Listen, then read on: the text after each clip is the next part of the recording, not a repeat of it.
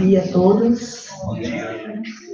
Quem está aqui presente com a gente, com seus pets, as pessoas que estão nos acompanhando pelo YouTube, sejam todos muito bem-vindos, com a graça de Deus, com as bênçãos do nosso Senhor Jesus, com o amparo da espiritualidade de Deus, que a gente possa ter uma manhã abençoada, com carinho pelos nossos irmãos menores. Que bom que vocês trouxeram eles. A nossa palestra é eu, Nilma, da Milene, né? Eu vou falar uma primeira parte, depois ela. O tema da palestra: qual a importância dos animais para o ser humano e quanto à castração dos mesmos. Muitas pessoas amam os animais, pois acham eles curiosos e fofinhos. Mas é só isso?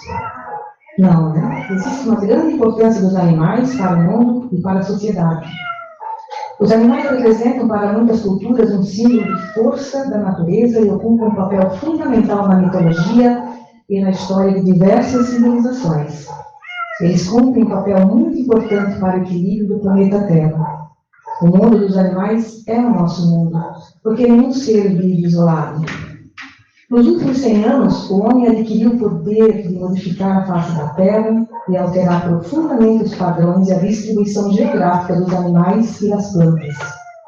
Agora que a natureza, a fauna e a flora silvestres sofrem os efeitos dos excessos da tecnologia e que a poluição ameaça as águas continentais e oceânicas, e que numerosas espécies estão em processo de extinção, a humanidade começa a tomar consciência da necessidade e obrigação de salvar o que ainda for possível. A relação entre animais e seres humanos existe desde a pré-história, como a gente pode ver nas pinturas rupestres, nas cavernas, né? Ao longo dos séculos, essa ligação se intensificou e muitas das atividades humanas passaram a depender dos animais. Inicialmente, o uso de animais tinha como objetivo facilitar as atividades humanas, como ter um cavalo como meio de transporte, um exemplo, mas sempre em benefício do ser humano. Atualmente, mesmo com alternativas em que não é necessário utilizar animais, as pessoas continuam com esses hábitos até sem perceber. Algumas espécies de animais, a gente chama de animais, a gente está acostumado só com os nossos pets, mas existem várias espécies, né? Algumas espécies de animais, os menorzinhos, alertam a problemas causados pelo próprio homem. Espécies daninhas que surgem em grande escala em uma determinada região são consequência de algum erro humano e sua ocorrência é um sinal de alerta. Eles mesmos nos alertam, como, por exemplo, o aparecimento exagerado de baratas, ratos e mosquitos, ou seja, sinônimo de manejo incorreto do lixo e esgotos. Apesar de serem necessários para o equilíbrio da natureza, eles são capazes de transmitir doenças, quando em excesso, né? Eles se tornam um problema quando há uma superpopulação. E para que essas espécies de animais não nos prejudiquem, é necessário que alguns cuidados sejam tomados, não deixar lixo acumulado pela casa, no quintal, ou água, né? Porque ali até eles estão na casa deles, né? E é uma fonte de alimento para eles. Além disso, o lixo pode acumular água parada, permitindo que alguns mosquitos, como os transmissores da dengue, coloquem seus ovos ali. Falando agora dos animais de vida livre, que desempenham também um importante papel no equilíbrio da natureza. São eles que dispersam sementes de pólen e, portanto, plantam árvores. Um processo essencial para garantir a variedade de alimentos no planeta é a reprodução das plantas, é a polinização, e ela é feita de maneira direta pela própria flor. Mas, pela flor é menos, cerca de 20%. Cerca de 80% das plantas com flores, a polinização é feita por animais. As maiores polinizadoras são as abelhas, né? Produzem mel próprio, que são muito importantes. Mas vespas, borboletas, pássaros, morcegos e pequenos mamíferos também atuam nesse processo. O morcego é capaz de polinizar um número enorme de vegetais. Além disso, como a maioria deles se alimenta de frutos, eles espalham as sementes por vários ambientes, fazendo com que novas plantas nasçam. Certos morcegos, assim como alguns anfíbios e lagartixas, alimentam-se de muitos animais invertebrados, inclusive aqueles mosquitos que podem provocar doenças. Assim, podemos compreender, que eles são alvos de preconceito. Os morcegos, né, e alguns animaizinhos são alvos de preconceito, mas, na verdade, eles são muito importantes para nós. Os animais também ajudam a manter o equilíbrio do meio ambiente por meio da respiração, fenômeno que libera água e gás carbônico para auxiliar as plantas na fotossíntese. Embora as plantas também respirem, sua liberação de gás carbônico é mais lenta. Sem os animais, o gás carbônico fixaria na planta, interrompendo a fotossíntese e aumentando ainda mais o efeito estufa. Nos oceanos, os animais são responsáveis por controlar a salinidade da água, fixando parte dos sais dissolvidos em seus corpos, impedindo que a salinidade fique muito alta a ponto de extinguir a vida no mar. Esta relação entre os seres humanos e os animais, que está presente desde os tempos pré-históricos, foi com o passar do tempo estreitando cada vez mais. O animal deixou de ser apenas uma ferramenta de trabalho para se tornar um membro da família. Estudos comprovam que crianças com acesso a animais de estimação tendem a diminuir a ansiedade e ser mais responsáveis. Os animais ajudam, na verdade, os nossos pequenos a aprendizagem mais rápida das tarefas do dia a dia. Sem contar a prática de exercícios físicos, coordenação motora, que se desenvolve mais depressa quando a criança brinca e compete. Muitos animais ajudam o homem em tarefas muito importantes. A gente pode destacar os cães-guia, que ajudam os seus donos na locomoção mais independente. Os cães farejadores, que auxiliam os bombeiros a localizar vítimas. Esses mesmos cães farejadores auxiliam a polícia a localizar entorpecentes. Em regiões com muita neve, algumas raças de cães são usadas para puxar trenós. Cães, gatos, cavalos e outros bichos ajudam pessoas com condições como autismo, Alzheimer e paralisia cerebral através de terapias com eles. A ecoterapia é um dos principais tratamentos de reabilitação para pessoas com limitação física. A terapia pode ter um melhor resultado com a presença de um animal de estimação, porque o contato com o animal traz uma sensação de bem-estar. A convivência com pets proporciona momentos tranquilos nos quais as pessoas se desconectam dos problemas. São capazes de transmitir a sensação de bem-estar por serem carinhosos e cuidar das pessoas que estão ao seu redor de forma pura e sincera. O nosso cérebro é capaz de reconhecer um gesto sincero, por isso os benefícios dessa convivência são sempre muito positivos, eles são muito puros. A relação com os pets pode aliviar os sintomas de ansiedade, depressão, estresse. Então, só lembrando mais um pouquinho de alguns dos benefícios para a nossa saúde. Melhora o nosso humor, menos alergias, mais imunidade. Melhora a nossa saúde cardíaca. Contribuem para diminuir a pressão sanguínea, nos mantém em atividade, nos ajudam no combate à depressão, nos ajudam em terapias. Por que hoje o amor dos animais é essencial então ao ser humano? Esse amor traz uma sensação de conforto, felicidade, porque é uma relação simples e pura.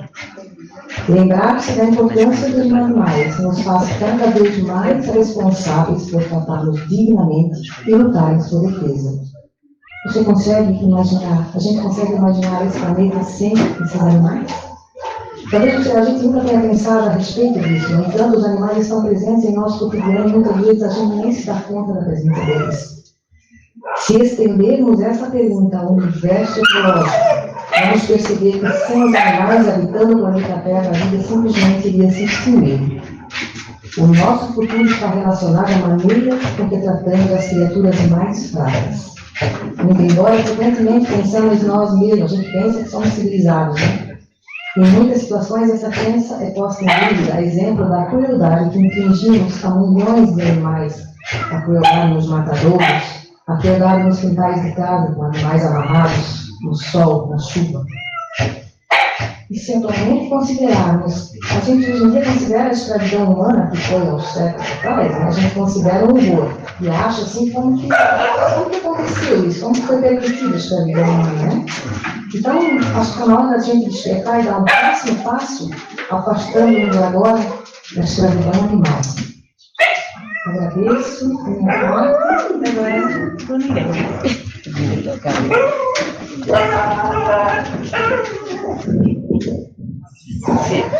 Tá certo. Obrigada. Bom dia a todos. Eu vou falar sobre a castração de animais, de estimação e pets. Cães e gatos de rua errantes, em situação de abandono ou proveniente de ninhadas indesejadas, são exemplos de população animal que levam problemas à saúde pública, problemas esses que vão desde disseminação de doenças de caráter zoonótico e ataques a pedestres. Ações que visam a diminuir o controle dessa população são de responsabilidade do meio social. em que esses animais são concebidos.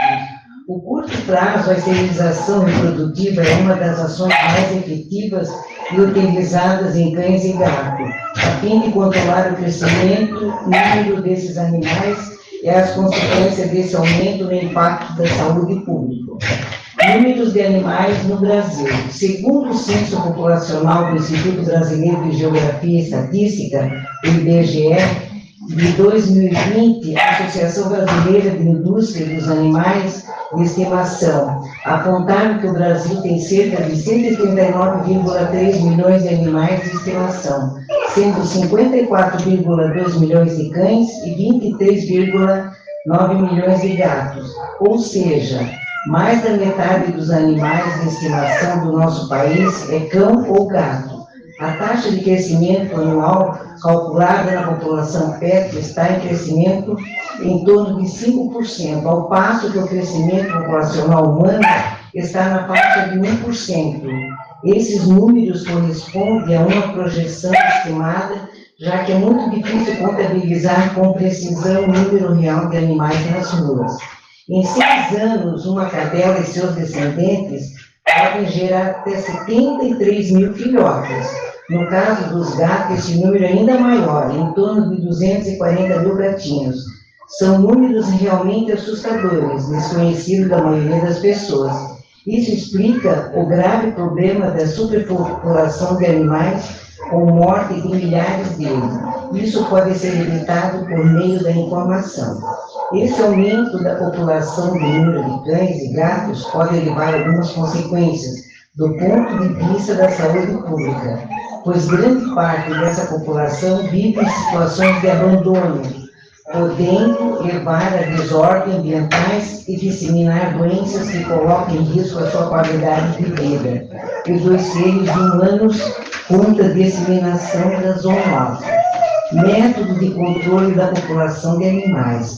Desde sempre, a superpopulação de cães e gatos tem sido alvo de ações de controle. Antigamente, o método mais utilizado em captura e sacrifício desses animais. No entanto, a Organização Mundial de Saúde, 2005, conhece que a técnica de recolhimento e eliminação de animais, sejam eles sadios ou não, é inadequada, devido ao seu alto custo, gera controvérsias e muitas vezes reações empáticas das pessoas contrárias a esse método. Nesse sentido, as novas técnicas de controle preconizadas incluem educação para a guarda responsável, castração e aplicação da legislação vigente em cada país. A castração tem como objetivo evitar e impedir a reprodução desordenada e a propagação ou proliferação de animais domésticos que moram nas ruas. Consiste em uma cirurgia feita em cães e gatos, fêmeas e machos. Outros têm a finalidade de domesticar o comportamento do animal, tornando-o mais sociável. Existem várias técnicas de esterilização de cães e gatos, machos e fêmeas. Descrita. As técnicas cirúrgicas amplamente recomendadas e largamente utilizadas são, nas fêmeas, a retirada dos óvulos, trompas e útero, e nos machos, a retirada dos testículos. Nos machos, além da retirada cirúrgica dos testículos, ainda pode ser utilizada técnica de vasectomia, ou esterilização química, com aplicação testicular do gluonato de zinco, esta última sendo menos utilizada e ainda carente de estudos a longo prazo no impacto do seu uso no bem-estar do animal, submetido a essa técnica. A esterilização nas fêmeas deve ser realizada antes da cadela entrar no primeiro cio e nos reprodutores, antes de completarem 10 primeiros meses.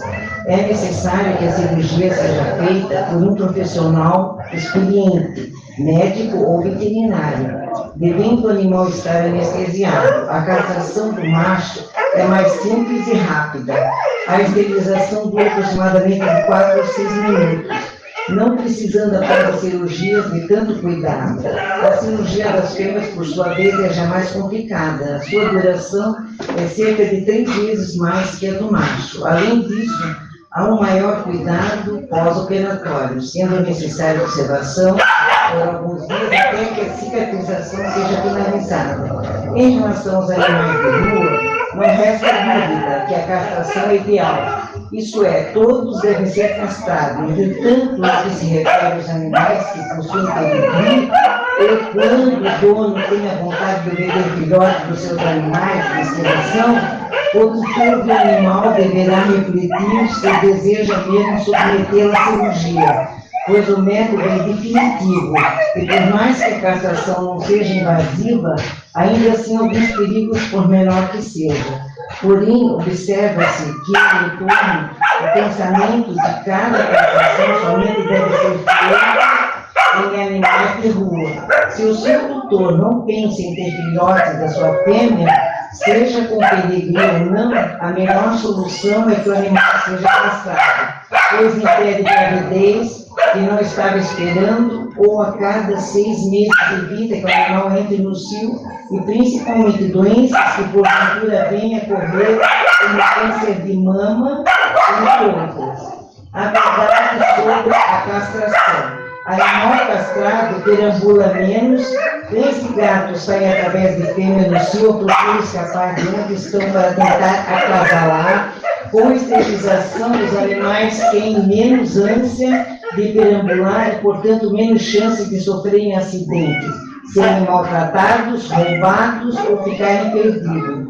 Problemas de comportamento, como, por exemplo, a necessidade de urinar para demarcar territórios, são reduzidos ou eliminados. Ou seja, animal castrado não faz xixi por todos os cantos. Animal castrado briga menos, pois a agressividade contra outros machos tipicamente relacionado à disputa pela fêmea, sendo, portanto, um comportamento relacionado às atividades sexuais. Portanto, machos castrados brigam menos entre si. A castração reduz riscos de problemas de saúde, o risco dos animais desenvolverem certos cânceres, tumores em idade avançada. É bastante reduzido com a castração. A castração também evita a ocorrência de doenças sexualmente transmissíveis. Fêmea castrada não entra no cio. Isso significa que não há restrições em levá-las para passear, viajar e nunca haverá sangramento pela casa. Mitos sobre a castração.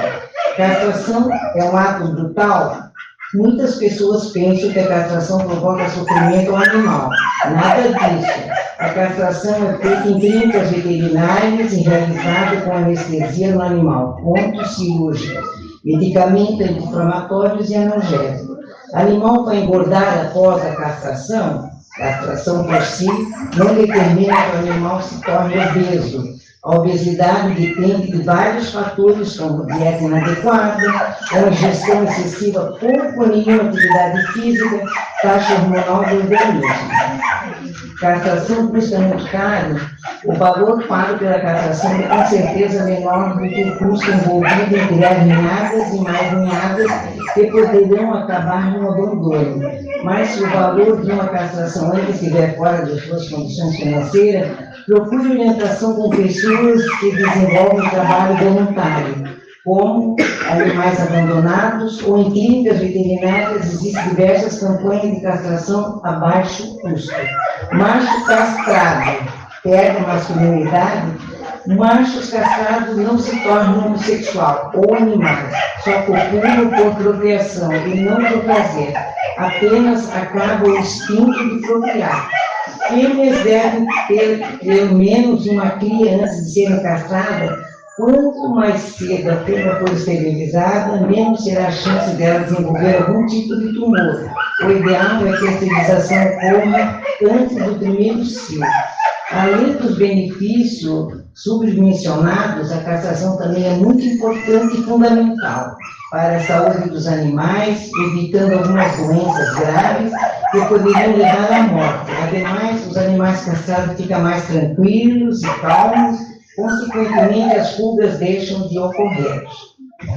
Bom, eu espero que o conteúdo aqui apresentado possa de alguma forma ter contribuído com o grau de conhecimento e informação a respeito desse tema tão polêmico e controverso. Muito obrigado pela atenção, pela presença e tenham todos um bom final de semana. Vamos agora nos preparar para a paz dos nossos irmãos e irmãs. Obrigada a todos que compareceram e fazer esses pequenos. Tenhamos um ótimo final de semana com as bênçãos de Deus.